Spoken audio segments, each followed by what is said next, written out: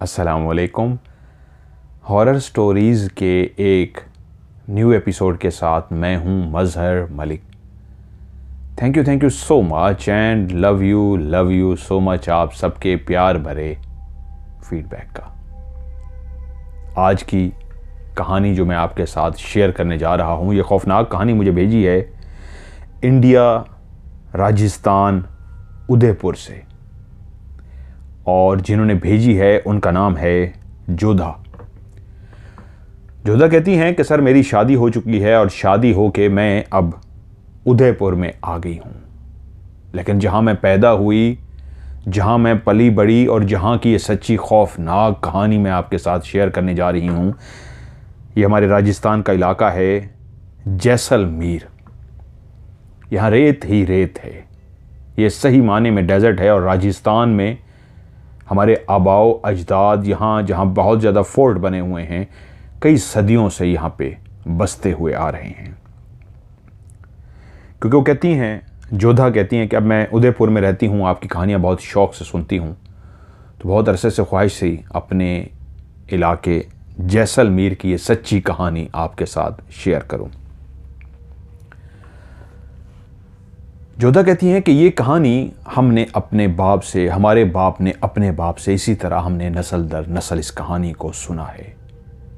और जैसलमेर में जितने भी लोग रहते हैं वो इस कहानी से अच्छी तरह वाकिफ हैं। आज वक्त के साथ साथ वहाँ पे भी आबादी बहुत ज़्यादा बढ़ गई है, बहुत ज़्यादा तरक्की हो गई है, चीज़ें उस तरह हो गई हैं कि दूसरे शहरों से कनेक्ट होने की वजह से आसाइशें आ गई हैं। लेकिन ये कहानी शुरू होती है उस वक्त की जब इंसान अपना गुजारा भेड़ बकरियों पे करते थे। यहाँ रेगिस्तान में, राजस्थान में बसने वाले लोग भेड़ बकरियां पालते थे। सबके घरों में तकरीबन भेड़ बकरियां होती थीं।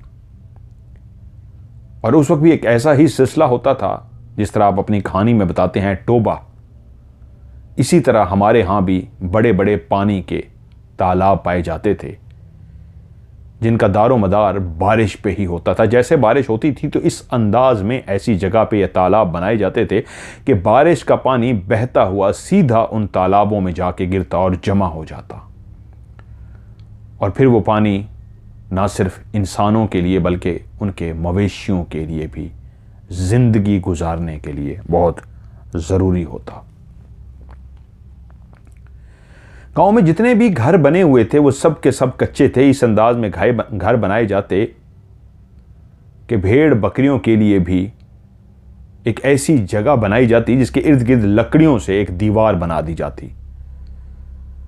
ताकि रात के टाइम जानवर अगर अंदर सो रहे हों तो कोई भी जानवर उन पे हमला न कर सके। तो उनका रास्ता रोकने के लिए उन जानवरों का लकड़ी की एक ऐसी दीवार बनाई जाती जिससे वो अंदर दाखिल ना हो सकते।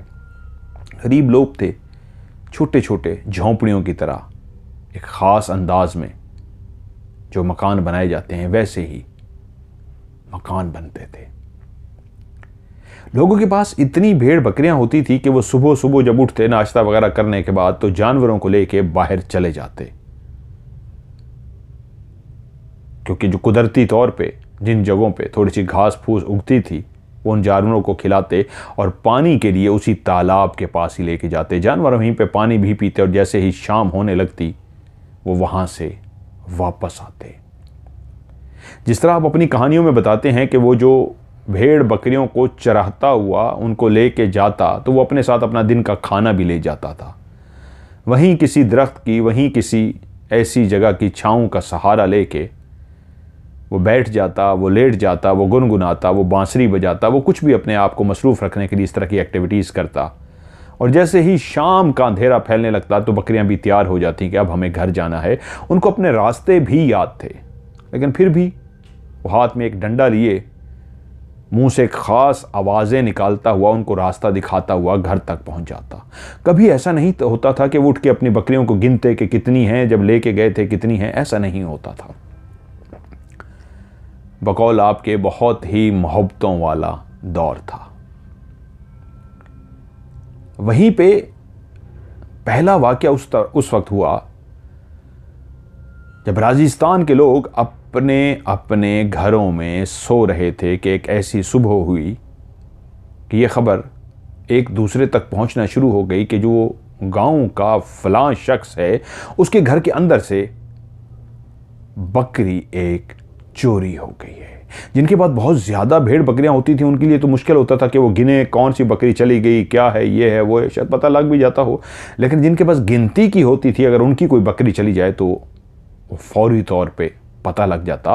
रात को तो उन्होंने बकरी बांधी थी, लेकिन बकरी सुबह नहीं थी। क्या रात को उसने अपना रस्सा तुड़वा लिया या रात को उसको बांधना भूल गए, क्या हुआ? तो वो शख्स इधर उधर हर जगह पे ढूंढता हुआ, हर बस्ती वाले से पूछता हुआ कि बकरी को देखा है, देखा है। तो सब उससे कहते नहीं, ऐसा नहीं हुआ, हमारे घर आती तो हम खुद ही पहुंचा देते। किसी के पास से भी बकरी ना मिली तो सब परेशान हो गए। पहला उस गांव ही कह लीजिए, उस राजस्थान का वाकया था कि बकरी गायब हुई थी। ये वो वक्त था कि शहर के लोग यहां का रुख नहीं करते थे, उनके लिए रास्ता इतना मुश्किल होता कि वो इन जगहों तक पहुंच ही नहीं सकते थे। मैं अक्सर अपनी कहानियों में आपको सुना चुका हूं, क्योंकि मैं खुद एक विटनेस हूं कि मैं ऐसे रस्तों पे जा चुका हूं जहां हमें मकामी लोग लेके गए थे, रेत ही लेती, लेकिन हम नहीं पहुंच सकते थे वहां पे, कभी भी ना पहुंच सकते, भटक जाते। और रेत प्यास मार देती है। मामला 2 दिन 3 दिन हल ना हो सका। परेशानी बढ़ गई कि ये कैसे हो सकता है, शहरी लोग तो यहां तक पहुंच नहीं सकते, तो फिर कैसे एक बकरी यहां से गायब हो गई है? क्या किसी बकरियों में मिल गई है? हो सकता है किसी जो दूसरे के बकरियों में गलती से चली गई हो। तो इस अंदाज में भी गांव वालों ने ढूंढा और हर बंदा अपनी अपनी बकरी को, भेड़ को पहचानता था। वहां पे वो बकरी ना मिली। अब उसका कुछ हल नहीं हो सकता था, ना उस पर कोई थाने थे, ना कोई रिपोर्ट दर्ज होती थी। खामोशी इख्तियार कर ली गई। कुछ अरसे के बाद इस बात को लोग भूल भी गए। एक बकरी चोरी हुई थी, कुछ अरसा डिस्कस करते रहे, लेकिन आखिरकार भूल गए। कुछ अरसे के बाद वहां से एक मुसाफिर जो ऊंटों पे सवार थे उनका गुजर हुआ। ऐसे बहुत से तिजारती काफले गुजरते थे जिनके पास ऊंट होते थे और उन ऊंटों पे उन्होंने अपना सामान लादा होता था। वो तिजारत की गर्ज से एक शहर से दूसरे शहर जाते और जब स्पेशली चोलिस्तान राजस्थान से गुजरना पड़ता तो सिर्फ वहां पे सवारी ऊंट ही काम आ सकती थी, कोई और जानवर नहीं जा सकता था। वाहिद एक ऐसा जानवर है ऊंट जिसको प्यास बहुत कम इसलिए लगती है कि वो अपने अंदर पानी को स्टोर कर लेता है, इसलिए उसको रेगिस्तान की, डेजर्ट की सवारी कहा जाता है। जब वो लोग पहुंचे तो उस वक्त तकरीबन शाम हो चुकी थी। उन्होंने पड़ाव इस अंदाज में डालना था कि रुकना था, खाना वगैरह खाना था और उसके बाद सुबह ही सुबह निकलना था। तो वो इस इंतज़ार में थे कि कहीं कोई ऐसी बस्ती, कहीं ऐसी जगह पे जहाँ पे आग वगैरह नज़र आ जाए तो हम वहाँ पे रात को अपना बसेरा करेंगे। वो दूर कहीं से आ रहे थे तो उनको एक बस्ती आखिरकार नज़र आ ही गई और वो चलते हुए इसी बस्ती में पहुंच गए। मेहमान नवाज लोग थे, मेहमानों की खिदमत करने वाले लोग थे। मेहमानों को अल्लाह का एक ऐसा सवाब का अमल समझते थे कि ये मेहमान अल्लाह की रहमत होती हैं। तो उन्होंने उनको वेलकम किया, उनके लिए दूध का बंदोबस्त किया, खाने पीने का बंदोबस्त किया, आओ भगत की उनके साथ गपशप की और फिर वो टाइम आ पहुंचा जब वो लोग सोना चाहते थे। अपनी हैसियत के मुताबिक इन गांव के लोगों ने जो कुछ भी उनको प्रोवाइड कर सकते थे, चारपाई या जो भी जो सोने के लिए चीज़ें थी, उनको दे दी गई। उनके ऊंटों को बांध दिया गया और यूं मेहमान भी और मेज़बान भी अपने अपने चारपाई, अपने अपने बिस्तरों में चले गए और सोने के लिए सबके सब लेट गए। खूब अंधेरी रात, वो चांदनी रात, जो रेगिस्तान की रात जहाँ पे रेत के ऊपर चांद की रोशनी पड़ती है तो एक नीलगों दूर दूर तक, जहाँ तक आपकी आंखें देख सकती हैं, नीली रोशनी और रेत ही रेत। वो दिन को चमकती हुई रेत जो सफ़ेद सी नज़र आती है, रात को नीलगो रोशनी के अंदर नीली रेत नज़र आती है। और वहीं पे जानवर भी और वहीं पे इंसान भी सब सो रहे थे। और जैसे ही सुबह की किरणें, सूरज की किरणें हर तरफ आहिस्ता आहिस्ता फैलना शुरू हुई तो जल्दी बेदार होने वाले लोग ही अपने अपने बिस्तरों से उठना शुरू हो गए। मेहमानों के लिए भी नाश्ते का एहतमाम किया जाने लगा। लेकिन वहीं पे एक अजीब व गरीब सी आवाज़ें सुनने को मिली, चें गोयां हो रही थीं। कोई बात ऐसी हो गई थी कि मेहमान आपस में कुछ इस तरह बात कर रहे थे। वो लोग सारे मेहमानों के पास गए, पूछा क्या हुआ है, सब खैरियत है? तो मेहमानों ने बताया कि एक उनका वो ऊंट जो रात बांधा गया था इस वक्त गायब है। और मजे की बात यह है, उस ऊंट पे जितना भी सामान लादा गया था तिजारत का, वो वहीं पे जमीन पे पड़ा हुआ है। वो एक बोरी टाइप सामान जिसके अंदर रखते थे, वो पूरा का पूरा उतार के साइड पे रखा गया था, उसको नहीं उठाया गया। क्योंकि जब ऊंट चलते थे दिन को उनको पर सामान होता था, रात को जब उनको बांधा जाता था तो सामान उठा के उनके साइड पे रख दिया जाता था और सुबह फिर उनके ऊपर लाद दिया जाता। तो वो सामान वहीं का वहीं मौजूद था, लेकिन ऊंट गायब हो चुका था। वो यकीनन एक रात के मेहमान थे, सुबह ही सुबह उन्हें रवाना होना था, लेकिन उनका ऊंट गायब था। वो अपने मेज़बानों से पूछ रहे थे ऊंट कहाँ गया। मेज़बानों के लिए भी ये बहुत बड़ी शर्मिंदगी की बात थी। ऐसा कभी नहीं हुआ था। मेहमान कभी कभी जो अल्लाह की रहमत समझे जाते थे आ जाते थे, लेकिन मेहमानों के साथ तो ये बहुत बड़ी ज्यादती थी। सब एक दूसरे को इतला देने लगे कि मेहमानों का ऊंट गायब हो गया है। सब इसको अपनी बेइज्जती समझ रहे थे। सिर्फ वो घर वाले नहीं जिन्होंने मेहमान नवाजी की थी, दूर दूर तक जो घर भी बने हुए थे सब जमा होते गए और सब एक दूसरे को देख के परेशान कि क्या हुआ, ऊंट कहाँ गया। कोई बकरी नहीं थी, कोई छोटी जानवर नहीं था, बहुत ऊंचा एक ऊंट था। क्या ऐसा हो सकता है ऊंट रात को खुद ही भाग गया हो? अगर ऐसा था तो ऊंट के निशान होने चाहिए थे। जिस सिमत भी वो गया था उसके पांव के निशान होने चाहिए थे। तो उस शख्स को भी बुलाया गया था जो पांव के निशान को देख के बता देता था कि ऊंट कहां गया कहां नहीं। तो उसने भी ऊंटों के निशान इधर उधर ढूंढने की कोशिश की, लेकिन कहीं पे भी ऊंटों के निशान नहीं थे। अब सबसे खौफनाक बात यह हो गई थी कि सब सर पकड़ के बैठ गए थे। ऊंट अगर कोई चुरा के भी लेके गया है तो उस शख्स के पांव के निशान भी होने चाहिए थे और ऊंट के निशान भी होने चाहिए। बकरी के निशान तो इतने छोटे होते हैं, इतने ज्यादा हर जगह पे फैले होते हैं कि मिक्स हो जाते हैं। जब वो सुबह 100, 150, 200 भेड़ बकरियां लेके लोग निकलते थे तो इर्द गिर्द हर जगह पे निशान ही निशान होते थे जो एक दूसरे में मिक्स हो जाते थे। उनको ढूंढना बहुत मुश्किल है। लेकिन ऊंट के जो कदम होते हैं हाथी की तरह, उसका चौड़ा पांव होता है। इंसान हो या भेड़ बकरी हो, वो जब रेत में पांव रखते हैं तो पांव धंस जाता है। ऊंट का पांव इस अंदाज में अल्लाह ताला ने बनाया है कि वो जब रेत पे रखता है तो धंसता नहीं है, उस जगह रेत को बिठा देता है और वाजे वहां पे पांव का निशान बन जाता है। ऊंट भी गायब था और ऊंट के पांव के निशान भी गायब थे। ये बहुत ही परेशानी की बात थी। मेजबान परेशान थे, शर्मिंदगी भी थी और वो उनको ये बात बार बार हल्फ देने को तैयार थे कि हम में से इस गांव में कोई ऐसा नहीं है जो ये हरकत कर सके। और मेहमान भी जान चुके थे कि जिन्होंने रात को इतनी मेहमान नवाजी की वो चोरी नहीं कर सकते। लेकिन मामला एक और भी तो था, अगर ये चोरी कर भी रहे हैं तो ये कैसे पॉसिबल है कि कोई ऊंट को लेके गया है और उसके कदमों के निशान को भी खत्म करता गया है। ये पॉसिबल नहीं था। ताजिर लोग थे, शहर से आए थे, इन चीजों को वो भी समझते थे। उन्होंने भी सर जोड़ के आपस में मशवरा किया कि ये कैसी अजीब सी अनहोनी बात है, जो चोरी करके लेके गया ना उसके पांव के निशान हैं ना ऊंट के पांव के निशान हैं। ये कैसी चोरी है। खैर अब वो रुक नहीं सकते थे, उन्होंने आगे जाना था, लेकिन उनका एक बहुत बड़ा नुकसान हो गया था। तो गांव वालों ने उनसे कहा कि हम वादा करते हैं कि हम इस जो भी हरकत हुई है इसको ढूंढेंगे और आप जब वापस आएंगे कोई ना कोई हम इसका अजाला ज़रूर करेंगे, क्योंकि आप हमारे मेहमान हैं, अल्लाह की रहमत है हमारे पास आए हैं। इसका अजाला यही है, जब आप वापस आएंगे तो हम पहले अपनी तरफ से पूरी इंक्वायरी करेंगे, कोशिश करेंगे कि इस ऊंट को ढूंढे और ना मिल सका तो फिर यही होगा, कुछ ना कुछ हम आपका अजाला करेंगे। वो रुक नहीं सकते थे और जानते थे इसका यही हल है। वो सब के सब, उनके बुजुर्ग भी और उनके जितने भी वहाँ रहने वाले थे, सब जमा हो गए थे और गारंटी दे रहे थे कि हम अजाला करेंगे। ताजिर लोग वहाँ से उनका शुक्रिया अदा करके रवाना हो गए। लेकिन अब गांव के लोगों के लिए ये मुसीबत पड़ी थी कि इसको हल कैसे करें। ऐसा कौन माहिर आ गया है जो ऊंटों के कदमों को भी साफ करता गया और अपने भी कदमों को साफ करता गया। जब ऊंटों के कदमों को, पांव जो जमीन पे रेत पे पड़ते हैं, अगर आप उनको साफ भी कर दें तो अपने पांव को साफ करेंगे या ऊंट के पांव को साफ करेंगे? अगर ऊंट के पांव को साफ करेंगे आपके अपने निशान पड़ जाएंगे, अपने निशान हटा रहे होंगे तो ऊंट के निशान पड़ जाएंगे। ये पॉसिबल नहीं था। ये क्या है?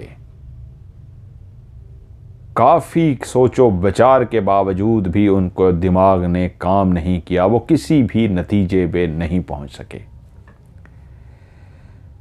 लेकिन जो पहली बकरी वो भूले थे, उसके बाद इसको वो नहीं भूल पा रहे थे। ऊंट जैसी एक बड़ी बला गायब हो गई थी। वक्त गुजरता जा रहा था लेकिन अभी तक वो चौकन्ना हो गए थे।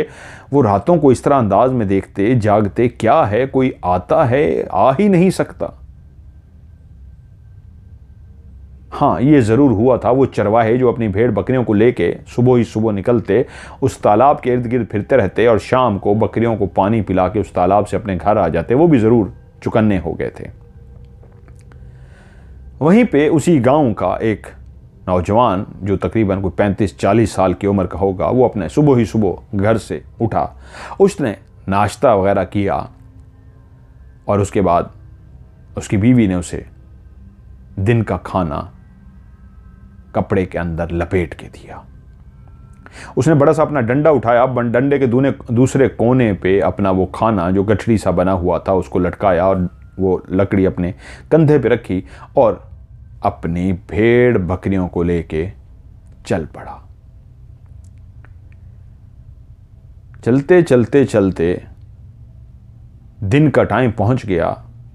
अभी वो तालाब की तरफ नहीं गए थे। उसने बैठ के रोटी खाई।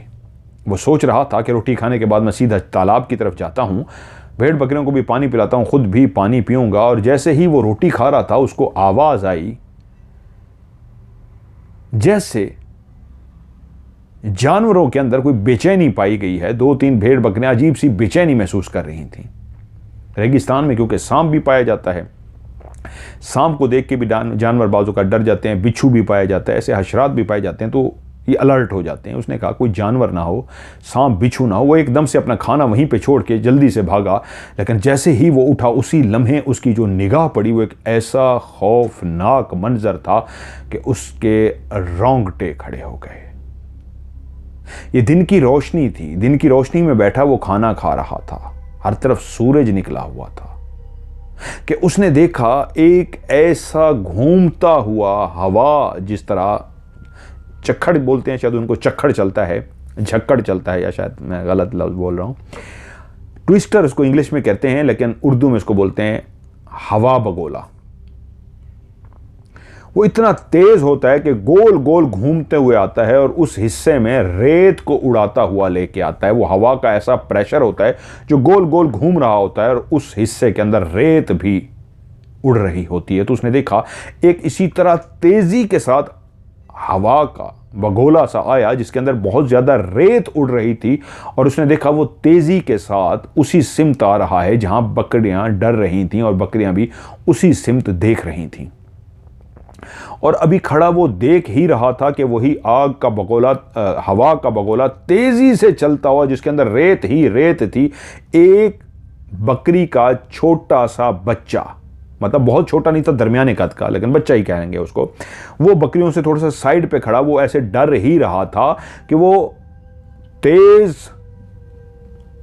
हवा का बगोला जिसमें रेत ही रेत थी और तेज घूमता हुआ आ रहा था, वो उस बकरी के बच्चे के करीब आया और बकरी के बच्चे उसके अंदर गया, जो नजर ही नहीं आया क्योंकि उसके अंदर रेत ही रेत थी। वो गोल गोल घूम रहा था और आगे बढ़ता गया, थोड़ा सा आगे गया और जैसे आया था वापस चला गया।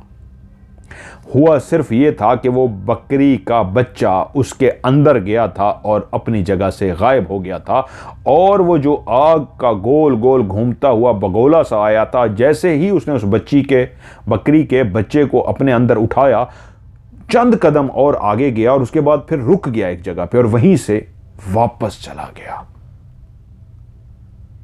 ये बहुत ही खौफनाक और भयानक मंजर था इससे पहले भी उस रेगिस्तान में, राजस्थान में कई इस तरह के हवा के झक्कड़ या हवा का इस तरह का बगोला आता था जो रेत उड़ाता हुआ, लेकिन वो कभी वापस नहीं जाता था। वो आता था तो आगे ही बढ़ता जाता था और अपने रास्ते में आने वाली रेत को भी उड़ाता जाता था। और होता ये था, अमूमन जो वो लोग देखते थे वो बढ़ता जाता था, फैलता जाता था, वसी होता जाता था। लेकिन ये वाला जो हवा का बगोला आया था, जितना ही उसका साइज था उतने ही साइज का आया और बकरी के बच्चे को लेके वापस चला गया। उसका साइज भी बड़ा नहीं हुआ था। ये देख के वो इंतहाई डर गया, क्योंकि ऐसा पहले कभी नहीं हुआ था।